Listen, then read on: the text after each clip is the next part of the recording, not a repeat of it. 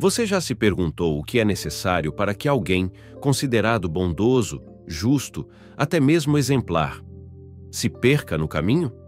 Não estamos falando de vilões caricatos ou de pessoas visivelmente perturbadas. Estamos falando de gente comum, gente como você ou eu.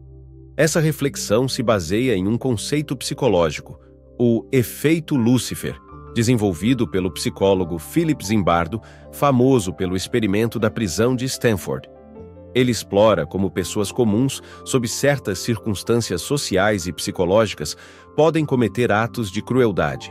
Além disso, também temos várias referências a ideias de Albert Bandura, Desengajamento Moral, Carl Jung, A Sombra e Sócrates, Vida Examinada, misturando psicologia comportamental com reflexões filosóficas e existenciais.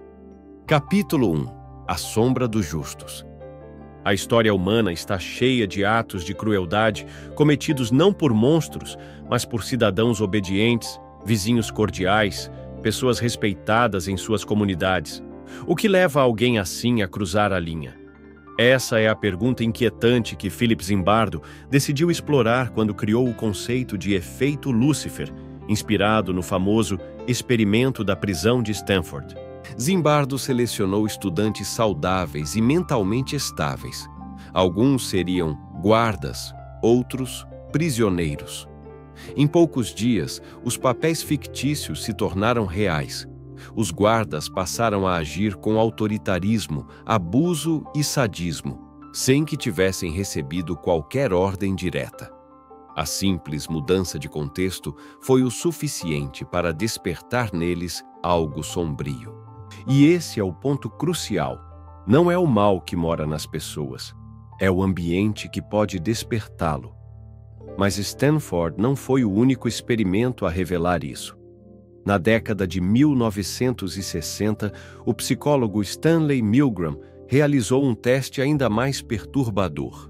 Participantes comuns foram instruídos a aplicar choques elétricos em uma pessoa, na verdade, um ator, cada vez que ela errava uma resposta. Muitos continuaram até o nível máximo de choque, mesmo ouvindo gritos de dor. Por quê? Porque uma figura de autoridade dizia: continue, é necessário para o experimento.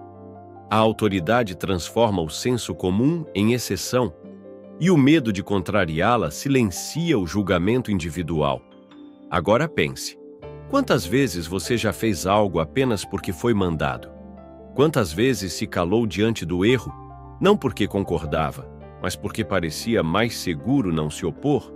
A moral, nesses casos, não é negada, apenas adormece.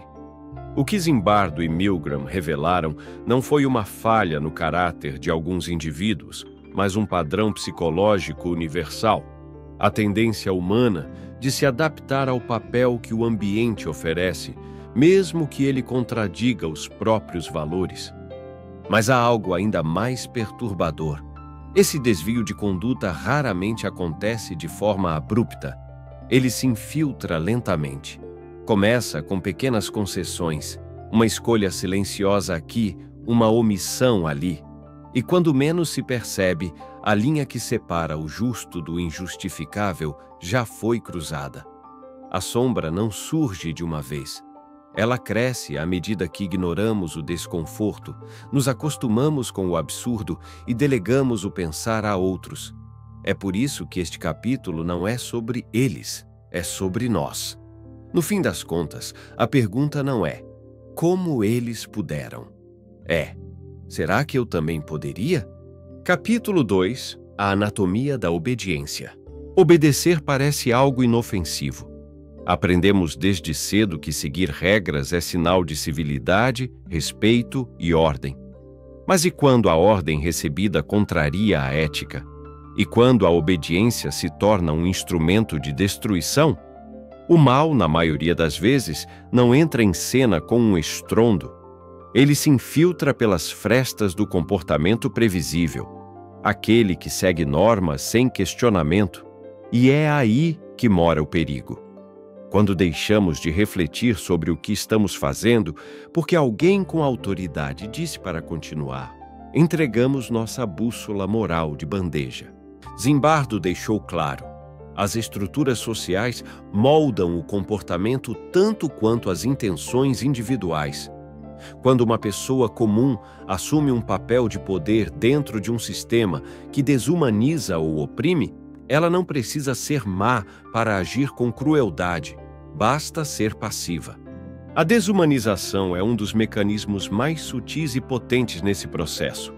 Quando deixamos de ver o outro como humano e passamos a vê-lo como inimigo, vergonha, fraqueza, verme, o espaço para a empatia desaparece.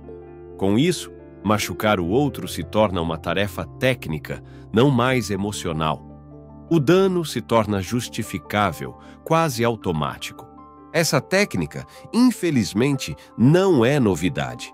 Governos autoritários, movimentos extremistas e até campanhas políticas cotidianas usam linguagem desumanizadora para criar inimigos imaginários.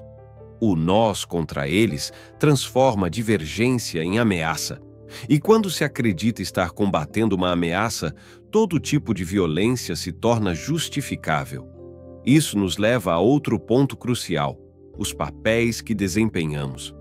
O comportamento muda radicalmente quando somos colocados em posições de poder ou submissão. O experimento de Stanford escancarou esse fenômeno, mas a vida real também. Em uma sala de aula, um professor pode se tornar um tirano. Em uma empresa, um chefe pode se tornar um carrasco. No trânsito, o anonimato de um carro transforma cidadãos em monstros raivosos. Nada disso é exceção. É a regra agindo sem consciência. E há um agravante: o poder raramente vem acompanhado de responsabilidade emocional. Ele embriaga, ele distancia. E quanto maior a estrutura que o sustenta, menor a chance de alguém parar para perguntar: isso que estou fazendo é certo? A anatomia da obediência não é feita de ordens gritadas, mas de silêncio. Silêncio das testemunhas, silêncio da consciência, silêncio da coragem que cede lugar ao conformismo. O que está em jogo aqui não é apenas o que fazemos, é o que deixamos de fazer. É o sim, dito por medo. O não, engolido por conveniência. A permissão involuntária ao absurdo. Porque, no fim, a obediência cega não é lealdade. É renúncia da própria alma. Capítulo 3. Quando o silêncio pesa mais que o grito. A queda de uma boa pessoa não acontece num grande salto. Ela começa no detalhe. No silêncio diante do erro, na desculpa conveniente, na omissão que parece inofensiva. Raramente, a primeira transgressão é cruel. Ela é pequena, quase imperceptível. E é exatamente isso que a torna tão perigosa. O momento em que cruzamos a linha costuma ser sutil, uma piada preconceituosa que ouvimos e fingimos não notar. Um pedido duvidoso que aceitamos para não parecer insubordinados. Um comentário injusto que escolhemos não confrontar. São gestos pequenos, mas que acumulam e formam uma trilha que, pouco a pouco, nos afasta de quem pensávamos ser. Carl Jung chamou isso de a sombra. Aquela parte de nós que preferimos esconder, mas que continua viva à espreita. Ela aparece nos impulsos que negamos, nos pensamentos que evitamos, nas atitudes que juramos não tomar, até que tomamos. Ignorar a sombra não a elimina, pelo contrário, ela cresce nas brechas da negação. Quanto mais fingimos que ela não existe, mais poder damos a ela. E quando menos esperamos, somos tomados por uma raiva que não sabemos explicar, uma inveja que não admitimos sentir, uma vontade de ferir que não sabemos de onde veio.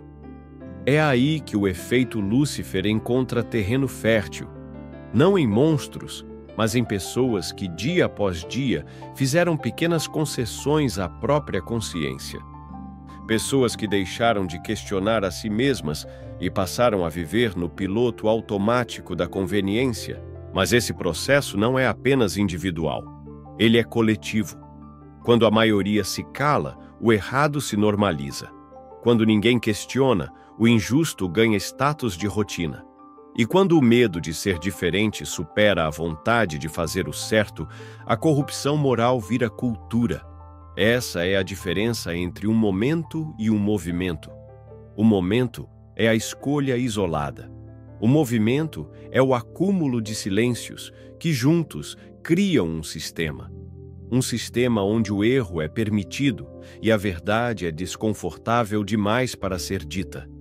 Pense nas vezes em que você se calou, naquelas em que sentiu que algo estava errado, mas preferiu não se envolver. Pergunte-se, por quê? Era medo? Conveniência? Fadiga? Ou foi simplesmente o hábito de não incomodar? Não se trata de culpa, se trata de lucidez. Porque todo gesto moral começa onde termina o conformismo. Toda coragem nasce no exato ponto em que o silêncio começa a pesar mais que o grito. E é nesse ponto que precisamos estar atentos.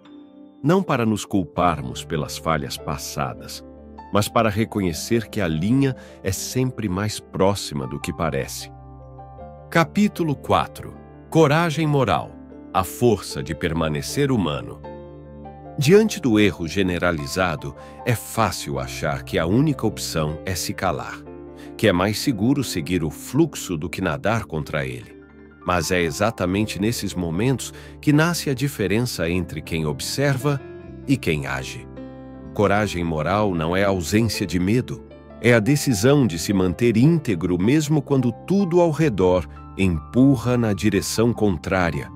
Ela é silenciosa, muitas vezes solitária e quase sempre incompreendida. Mas é também o que separa o espectador do protagonista em tempos de crise. Pense em figuras como Rosa Parks, que, ao se recusar a ceder seu lugar num ônibus segregado, desafiou um sistema inteiro. Ou em Oskar Schindler, que salvou centenas de judeus em plena Segunda Guerra, mesmo estando imerso na máquina que os destruía. Nenhum deles era imune ao medo, mas escolheram agir, e isso fez toda a diferença. A boa notícia é que essa força não nasce pronta. Ela é cultivada, todos os dias, nas pequenas escolhas, nos nãos que dizemos com firmeza, nos sims que damos com responsabilidade, nos limites que impomos mesmo quando ninguém está olhando. E como se cultiva a coragem moral? Começa pela clareza de valores. Saber o que realmente importa. O que você não está disposto a negociar. Justiça? Verdade? Compaixão? Sem essa bússola interna, qualquer vento parecerá aceitável. Depois vem o ensaio mental. Imagine-se em situações difíceis. Testemunhar um abuso. Ser pressionado a trair seus princípios. O que você faria? Visualizar essas cenas prepara o cérebro. Ensina que existe escolha mesmo sob pressão, que é possível resistir e que cada ensaio silencioso fortalece a resposta futura. Outro pilar é o apoio social. Ninguém sustenta a coragem sozinho por muito tempo. Cercar-se de pessoas que compartilham seus valores é como construir uma rede contra o colapso moral. É mais fácil se manter firme quando não se está completamente só. Mas talvez o ponto mais desafiador seja este: agir mesmo quando não é perfeito. Coragem moral não exige heroísmo épico, exige presença, ação, um gesto, um passo, e às vezes apenas ficar de pé enquanto os outros se curvam. Porque no fundo, a verdadeira resistência não está em desafiar o mundo inteiro de uma vez, mas em não trair a si mesmo aos poucos. Ser humano, em sua forma mais nobre, é conservar empatia mesmo quando é mais fácil endurecer. É ouvir quando se quer gritar. É escolher o certo mesmo quando ele não dá retorno algum. A coragem moral não é grandiosa, mas é firme. E diante da escuridão, é isso que mantém a luz acesa. Capítulo 5. A linha invisível que nos une. A pergunta final ecoa, inevitável. Existe alguém imune ao efeito Lúcifer? A resposta é tão desconcertante quanto libertadora. Não. Nenhum de nós está acima do erro. Nenhum de nós é incorruptível. A linha que separa o bem do mal não passa entre grupos, religiões ou partidos. Ela atravessa o coração de cada ser humano. Foi isso que Alexander Solzhenitsyn escreveu. E é isso que resistimos a aceitar. Porque admitir essa verdade exige humildade e coragem. Somos todos feitos da mesma matéria. Dentro de cada um existe a capacidade de ferir e de curar, de ceder e de resistir. É a escolha, feita todos os dias, que define quem nos tornamos. Não os grandes discursos, não as boas intenções, mas os pequenos gestos cotidianos. Essa compreensão pode ser desconfortável, mas também pode ser o ponto de virada. Porque se a escuridão é possível em todos, a luz também é. Philip Zimbardo cunhou o termo imaginação heróica para descrever a capacidade de pessoas comuns agirem com coragem e compaixão em situações moralmente críticas. E a chave dessa imaginação está na antecipação. Imaginar-se fazendo o bem antes que o mal se imponha. Não precisamos esperar por uma catástrofe para agir com dignidade. Podemos começar agora, em casa, no trabalho, na rua, na internet, na forma como ouvimos, como corrigimos, como acolhemos. Cada escolha, por menor que pareça, cria ondas invisíveis que se espalham. Um elogio que quebra o ciclo de críticas. Um não, firme diante de uma injustiça. Uma ajuda silenciosa a alguém ignorado.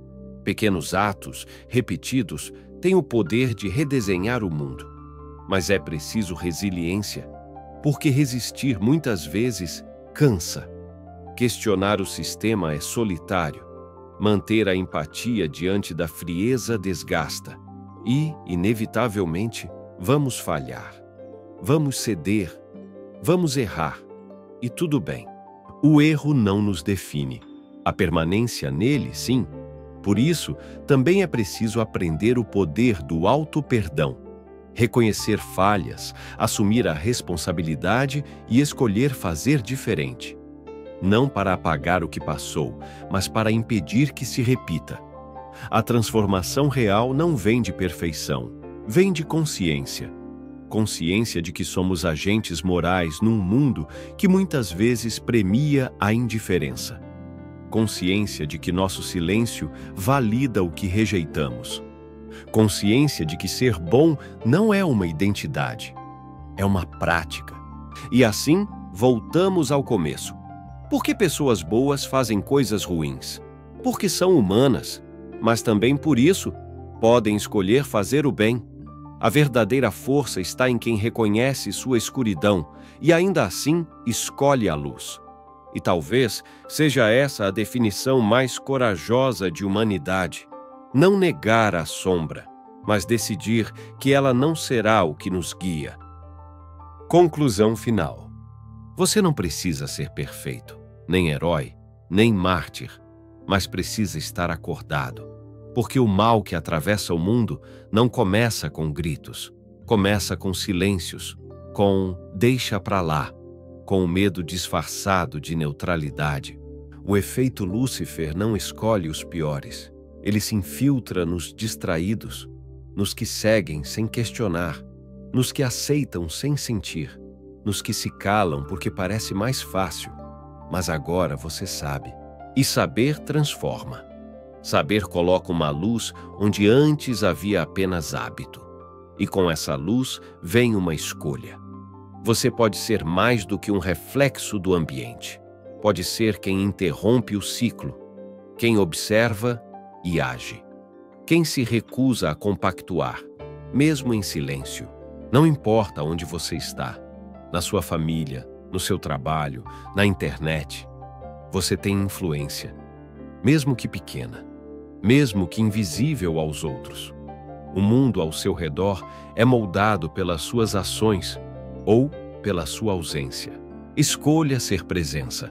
Seja o tipo de pessoa que não precisa de plateia para fazer o certo. Aquele que, mesmo diante da sombra, decide ser luz. Porque no fim, O mundo não precisa de mais perfeição. Precisa de mais coragem, de mais consciência, de mais gente comum fazendo o que é certo quando ninguém mais quer fazer. E essa decisão só você pode tomar agora. Se esse vídeo te fez pensar, então já valeu a pena. Mas se além de pensar, você quer continuar caminhando por essas ideias sobre o que nos torna humanos, sobre escolhas, consciência, sombra e luz, você pode se juntar a nós aqui no canal. Sem pressão, sem fórmulas, só reflexões que atravessam. E talvez, de vez em quando, toquem fundo. Se fizer sentido, se inscreve. E se quiser continuar essa jornada agora, é só escolher um dos vídeos que estão aparecendo na tela. Cada um deles mergulha em temas tão profundos quanto este, com histórias que desafiam, inquietam e despertam. Nos vemos lá. Ou melhor, dentro da próxima ideia.